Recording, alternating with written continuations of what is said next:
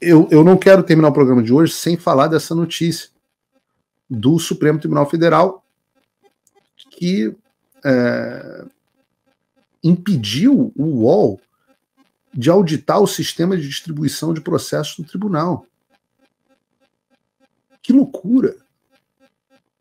Que loucura! A reportagem do UOL diz que o presidente do Supremo, ministro Barroso, recuou de uma decisão que ele mesmo tinha tomado e impediu que o UOL e uma equipe de especialistas de TI inspecionassem o código-fonte do sistema de redistribuição de processo judicial aos ministros. Em outras palavras,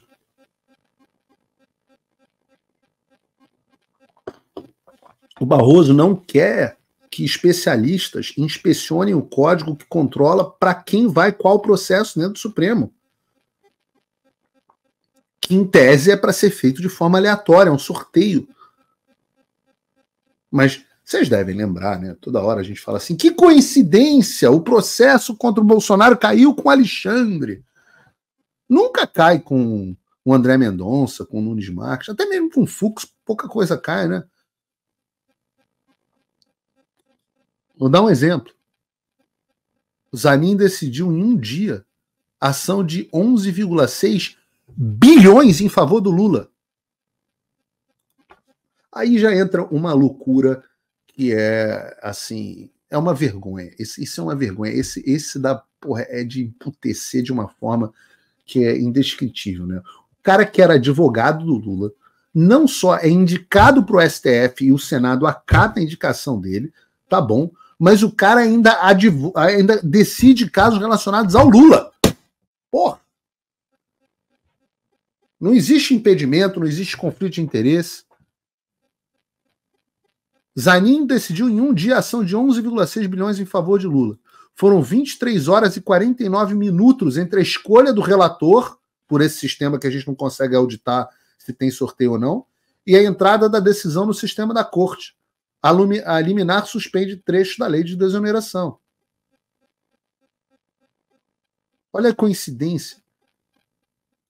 O sistema do Supremo distribui aleatoriamente uma ação que podia favorecer o governo Lula, para o ministro Lula, que o Lula indicou para o Supremo no ano passado. Ato contínuo, esse mesmo ministro, ex-advogado do Lula, Cristiano Zanin, decide em favor do seu ex-cliente, ex-chefe, em menos de 24 horas. E é o código-fonte que controla essa brincadeira toda que o Barroso não está querendo que os especialistas auditem. Opa, desculpe interromper o seu vídeo, mas desde 2022 eu continuo com as contas bloqueadas e o passaporte cancelado pelo Xandão. Se você aprecia o meu trabalho e tudo que eu faço pela liberdade de expressão, tem um lugar onde você pode se tornar meu apoiador com uma pequena quantia por mês.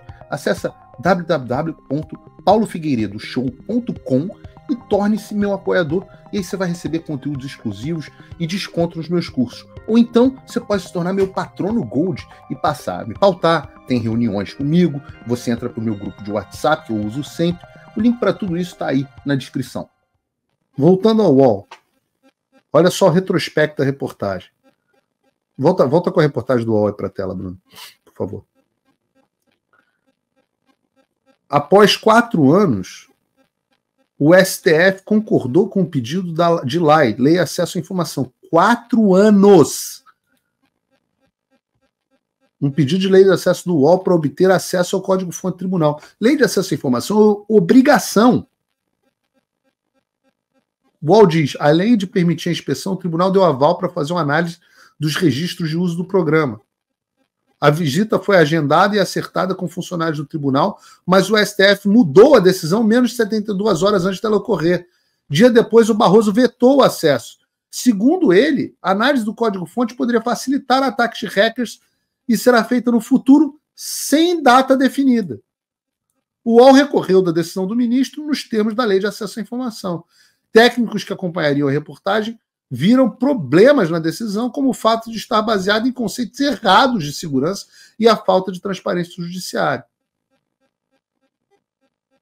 O sistema do STF sorteia qual ministro vai cuidar de cada processo judicial. Dúvidas sobre o sistema surgiram em 2017, quando o ministro do STF, Edson Fachin, foi sorteado para herdar a relatoria dos processos da Operação Lava Jato, após o acidente aéreo que matou a teoria Zavascki. Questionamentos voltaram à tona recentemente, quando o ministro Alexandre de Moraes foi destacado para relatar quase todos os processos ligados a tentativas de golpe de Estado, assim como a investigação em que diz que o ex-juiz Sérgio Moro denunciou a interferência do governo Jair Bolsonaro na Polícia Federal. Na primeira decisão, Barroso viu interesse público. Em 5 de março, Barroso autorizou o UOL a analisar o sistema de distribuição de ações judiciais das dependências do STF. E aqui entra uma frase do próprio Barroso. Considerando a necessidade de compatibilizar, de um lado, o interesse público no acesso à informação e o dever de transparência de outro, a imprevisibilidade da distribuição de processos e a segurança dos sistemas informatizados desse tribunal, dou parcial provimento ao recurso administrativo para franquear ao recorrente o acesso ao referido código-fonte nas dependências desse tribunal, de forma presencial, ficando vedada a cópia do conteúdo para uso externo. E aí continua a reportagem do UOL, reproduzida no Paulo Figueiredo Show. Em abril, o UOL pediu a reserva de uma sala no Supremo para análise do código-fonte de 9 a 13 de setembro, com a presença de 4 pessoas munidas de computadores portáteis. Durante 4 meses, o UOL informou a funcionários do STF, por e-mail, telefone e pessoalmente, que levaria especialistas que residem em São Paulo e na Dinamarca. Parabéns, pô. Por isso, havia necessidade de confirmar as datas para comprovar as passagens de avião. Em 5 de julho, os funcionários do STF confirmaram as datas da inspeção com a equipe de 4 pessoas. Não seria possível, contudo, usar computadores portáteis apenas os equipamentos do tribunal. As passagens aéreas foram, então, compradas. Nos dias 5 e 6 desse mês, funcionários do tribunal confirmaram a visita do UOL novamente, mas disseram que o período de inspeção seria restrito a 2 dias. 3 funcionários do STF acompanhariam as visitas dia 9 e 10 na sala de audiência do tribunal. No dia 6, a presidência do STF pediu o nome dos técnicos e os documentos que foram fornecidos. Horas depois, faltando menos de 72 horas para a visita, uma funcionária do STF informou que a visita não poderia ser realizada porque as autorizações não estavam dentro do processo administrativo. O UOL formalizou imediatamente um pedido para que isso fosse feito e procurou o próprio presidente do STF para tratar da situação. 2 técnicos que vinham de São Paulo cancelaram suas passagens aéreas. Entre eles estava o professor de Direito do INSPER, Ivar Hartmann, ex-coordenador de projetos Supremo em Números, do Projeto Supremo em Números. Ah, o Diego Aranha. Agora entendi. O professor de Ciência de Computação Diego Aranha, da Universidade de Aarhus, na Dinamarca, já estava a caminho de Brasília e permaneceu na capital federal no período acertado. Ele faz testes e análises nas urnas eletrônicas sem viés político partidário. Extremamente crítico. No dia 13, a presidência do STF encaminhou uma decisão do Barroso recuando da sua posição inicial. Ele atribuiu a decisão a ataques cibernéticos contra o tribunal ocorridos em agosto e setembro. Uma das confirmações da visita havia sido feita depois desses ataques, segundo o UOL.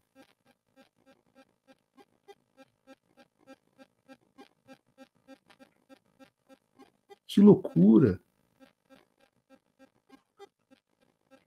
Que loucura!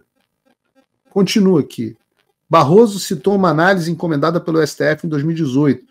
Nela, porém, a inspeção foi prejudicada. Segundo o Supremo, a Universidade de Brasília afirmou que não houve acesso efetivo aos códigos-fontes e comprovantes que integram a solução de distribuição pelos integrantes da equipe da UNB.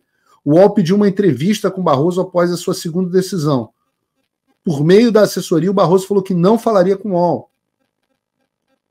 E é muito engraçado esse negócio. Porque o Barroso aqui diz no final da reportagem que o acesso ao código-fonte de sistemas informatizados e o eventual conhecimento público da estrutura dos dados do processo judiciais poderiam facilitar gravemente um ataque hacker. Mas quando o assunto é urna eletrônica, o discurso é outro. Né? O que ele diz? TSE abre código-fonte de urna eletrônica para as eleições. Ué, quando o assunto é urna, não tem problema o código?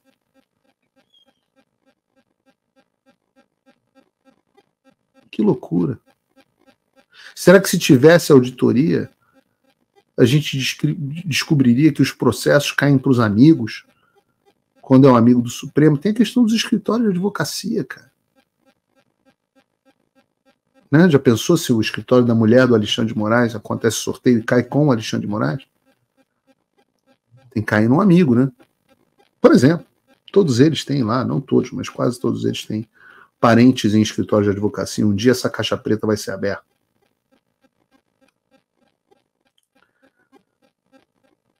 Posso citar aqui um famoso trecho de uma conversa interceptada entre o ex-senador Romero Jucá e o empresário Sérgio Machado, da Transpetro. Lembra disso? Rapaz, a solução mais fácil era botar o Michel Temer. É um acordo, botar o Michel num grande acordo nacional. Sugere Machado. Com o Supremo, com tudo, afirma Jucá, com tudo. Aí parava tudo, anuncia Machado. Um grande acordo nacional com o Supremo, com tudo. Essa é a Suprema Corte do Brasil.